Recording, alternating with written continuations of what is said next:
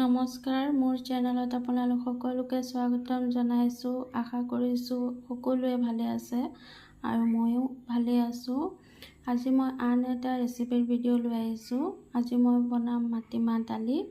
তাৰ বাবে মই ইয়াতে এবাটি মাটিমাহ লৈছোঁ, ভালকৈ ধুই লৈছোঁ। ইয়াত লৈছোঁ মই শুকান জলকীয়া 2টা, নহৰু 3টা আৰু হাফ চামুচ নিমখ লৈছোঁ। এতিয়া দালিখিনি মই প্ৰথমে বইল কৰি ল'ম কুকাৰত। আহকচোন আমি বনাওঁ।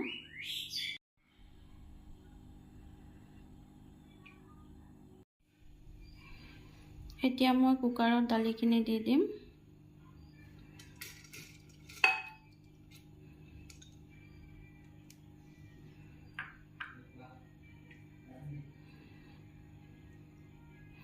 তাৰপিছত ইয়াত মই 1 গিলাচ পানী দি দিম।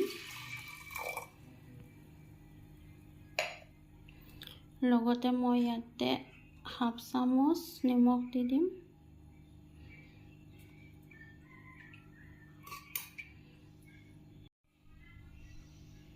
আৰু হাফ চামুচ হালধি দি দিম।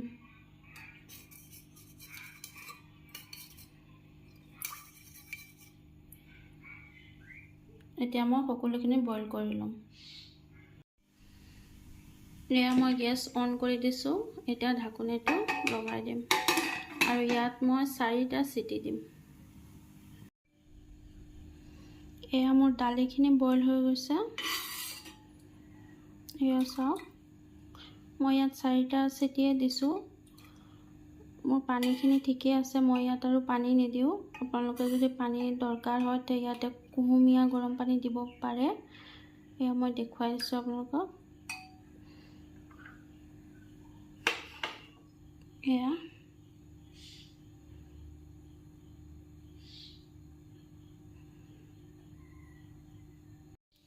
মোৰ কেৰাহী গৰম হৈ গৈছে। মই ইয়াত এচামুচ তেল ল'ম।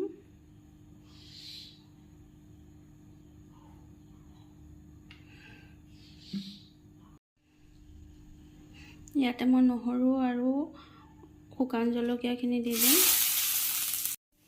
নহৰু আৰু শুকান জলকীয়া ভজা হৈ গৈছে। এতিয়া মই দালিখিনি দি দিম।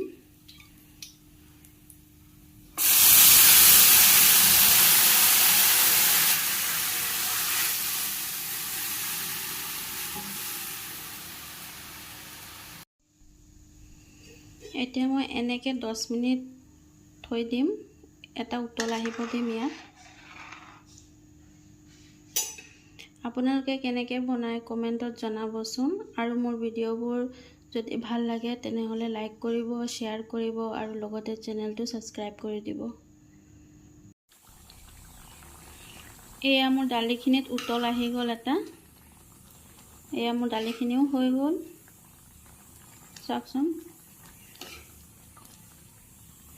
আপোনালোকে এনেকৈ বনাই খাবচোন।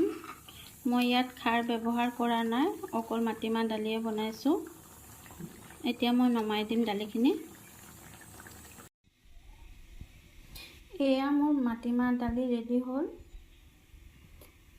লগতে ভিডিঅ'টো শেষলৈ চোৱাৰ বাবে ধন্যবাদ।